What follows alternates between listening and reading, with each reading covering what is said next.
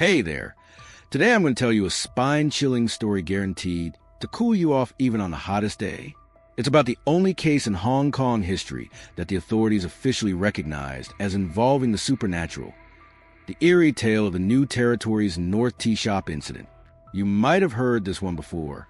It all went down in December 1989 in Tai Patin, a quiet, rural area in Hong Kong's New Territories North. Back then, Tai Patin was a peaceful countryside spot. Think scenic mountains and rivers, tucked close to Shenzhen. It had that calm village vibe mixed with a touch of convenience. At the time, there was a little milk tea shop in Tai Patin called Chiu Yung Ki. Like any typical tea shop, they served all kind of goodies: egg tarts, rice rolls, fried rice, you name it, and of course, they offered delivery. One day, the phone rang. A staff member picked up, and it was a customer ordering food. They asked for a few dishes: fried rice with eggs, stir-fried noodles, stuff like that, and requested delivery to a place called Hey Tu Flower Garden Villas. Judging by the order, it seemed like enough food for 3 or 4 people. The chef whipped it up quick. The staff packed it carefully, and a delivery guy hopped on his motorbike to head over to the villa complex. When he got there, the delivery guy rang the bell over and over, but no one came to the door. He shouted, "Food delivery," and suddenly, the door cracked open just a sliver. A hand slipped out from the gap, handed him a stack of cash, and said, "Just leave the food at the door." The guy thought it was odd. Peeking through the crack, he saw nothing but pitch-black darkness inside. No lights, no movement. He checked the money, saw it was enough, left the food by the door, and headed back to the tea shop.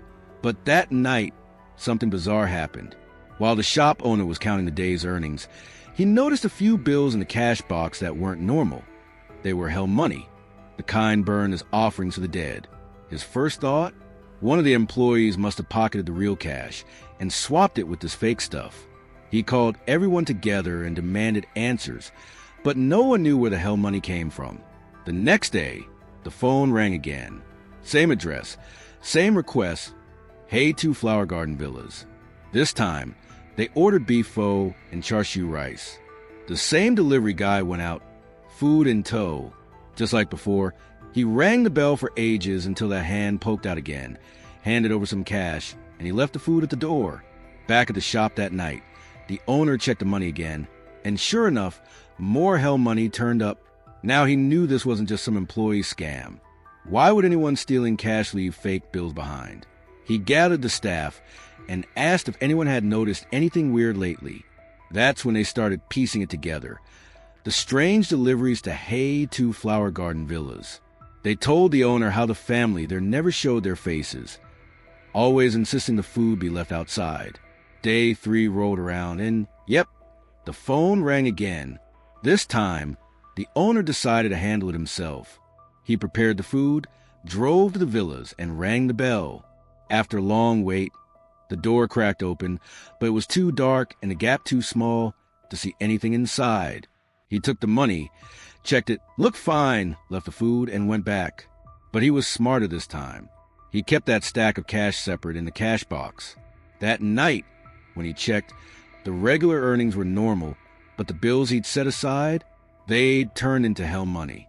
The owner froze, his blood running cold, and immediately called the police. The cops showed up fast and headed to Hey Tu Flower Garden Villas. They knocked for ages, no answer. Finally, they broke the door down. Inside the living room, they found 4 bodies, based on how decomposed they were. The police figured they'd been dead for days. They sealed off the scene and launched an investigation. When they talked to the neighbors, things got even weirder. The neighbors swore they had no idea the family was dead. Every night, they'd hear flute music and the clatter of mahjong tiles coming from a house. No voices, just those eerie sounds ringing clear in the quiet night. The coroner's report said the bodies had been dead for at least a week. But here's the freaky part. All 4 stomachs contained fresh food, undigested, like they'd eaten it 1 or 2 days ago. The police matched the leftovers to orders from Chiu Yung Ki, and on the hell money from the tea shop, beyond the owner's and delivery guy's fingerprints, they found prints from 2 of the 4 victims. After the incident, Villagers brought in feng shui masters to check out the villa. Some said the front door faced northeast, right into the ghost gate, where bad energy gathers. They claimed the timing of their deaths hit a cosmic clash, trapping their souls, still thinking they were alive, until the police broke in and disrupted the energy, setting them free. Officially, though, the police concluded the four died of carbon monoxide poisoning from a coal heater after playing mahjong and falling asleep. The story hit the media big time, and Hong Kong authorities never denied it, which is why it's known as the only case they've acknowledged as supernatural. So, does it give you chills? But let's dig deeper. Was this real? First, let's check the location. Tai Patin in the Tak Koo Ling area of New Territories North is a real place. But if you search for a Chiu Young Ki Tea shop, all you get are articles and posts about this ghost story.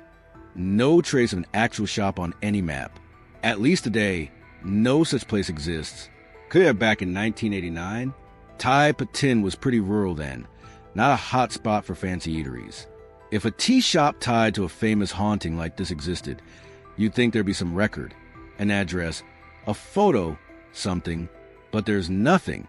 Same goes for Hey Two Flower Garden Villas. Outside this story, there's no evidence it's a real place.